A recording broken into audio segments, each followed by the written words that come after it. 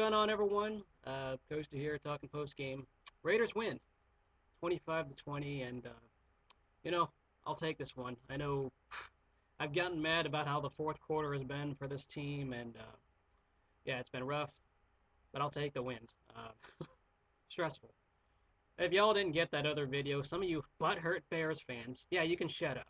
Some of you Bears fans that were so thin-skinned or whatever on my last video, y'all can go eat one. Y'all are horrible and don't get videos at all. So, with that being said, good game, Bears fans. To the ones who understood that video, and of course to the video makers on here. I got nothing against you guys, against the Bears for the most part. Sure, I'll hate the Blackhawks when the time comes, but the Bears, I'm pretty neutral about. This was a game. Talk about a game of kicking and special teams. It was pretty huge. The Raiders, lack of depth. One of you Raider fans always likes making self-negative video comments on here saying we'll lose because we're short on depth. Well, you know what? You can shut up. Why? Because our receivers did just what they needed to do, making one or two big catches that sealed the game or decided this game. All they needed was one or two big catches, and they did just that. It wasn't pretty, but it worked, and the Raiders pulled away with this one as a win. First off, let's start off with the negative of this game, the offensive line. I definitely underestimated the Bears' front seven. Pass rush-wise, I thought, our offensive line has overachieved most of this year when it comes to allowing sacks. This time, Carson Balmer was forced to run for his life a little more. The pocket was collapsing. And then the offensive line committed some holding penalties that wiped out big plays. Technically, they wouldn't have been big plays if it weren't for holding. They tried to cheat their way, and that didn't work out. So, unfortunately, the offensive line is the big negative mark on this game. Jared Veltier definitely got owned by Julius Peppers for the most part.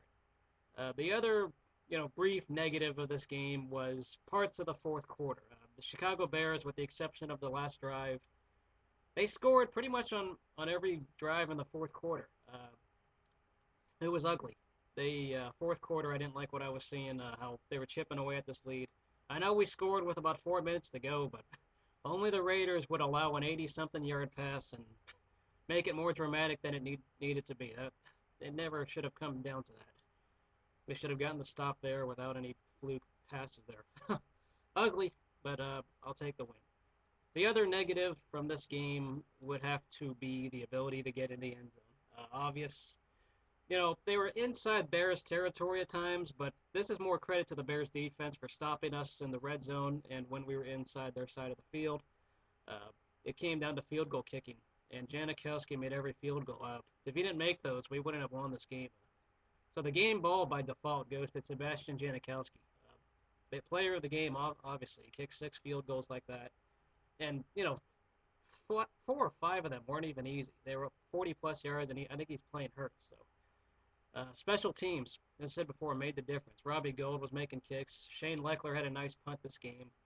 We contained Devin Hester very well, which is a real good sign. Special teams did their job, being very conscious of what Hester and their special teams is capable of doing. I think Johnny Knox had that one return that was awful, but if it weren't for that, it was okay. Just getting in the end zone was an issue. There was that chance we were on the 3 and we had to kick a field goal, which is good that we kicked it. Thank goodness we didn't try to do a gamble and going for it all. None of that garbage greed. But, yeah, getting in the end zone was a negative. Now on to the positive. The receivers stepping up when they needed to. Marcel Reese being the weapon he is for a fullback. Just remember, guys, he's a fullback to you Bears fans who don't know him. He was a receiver in college at UW, and turned out to be a nice secret receiver for us making the big catches. Chillins and Murphy made the catches that mattered. They may not pile up the box score, them and Hayward Bay, but they made catches that mattered and moved the drives, which was very important. So I'll give some credit where credit is due there. The receivers did step up when they needed to. It's a positive. The other positive of this game, for the most part, was the defense. And I know we were playing Caleb Hanie, but despite bending but not breaking, we were playing Caleb Hanie. I think we really got lucky. The fact that Jay Cutler got hurt last game. If we were playing Jay Cutler, we might have lost because the offensive coordinator Mike Martz did a very good job adjusting the play because he knows the offensive line isn't great. He uses Jay Cutler effectively, and we might have lost this game. like how we lost it to the Chiefs. How the Chiefs benefited from good timing. In our case, I think we benefited from good timing because Caleb Hanie was playing in for the Bears. Obviously, it's his first NFL start ever. Hey, Tebow made his first NFL start in this building last year. Caleb Hanie did it this time, so I think we benefited, as I said, from good timing. The fact that they were missing their quarterback, and I didn't fear Hanie for the most part. I give him props for not quitting, but he's Caleb Hanie. He threw some interceptions. The defense, for the most part, did their job this game. Just the fourth quarter got a little nonchalant, but the other positive this game, besides Janikowski, was the uh, pretty much the adjustments in the second half. The third quarter was pretty solid. They were able to shut down the Bears defense. The running, yeah, they ran the ball pretty well on us at times, but when they were trying to get the big score, they weren't able to do it too often. I was surprised they didn't give it to Matt Forte or Barber a little bit more.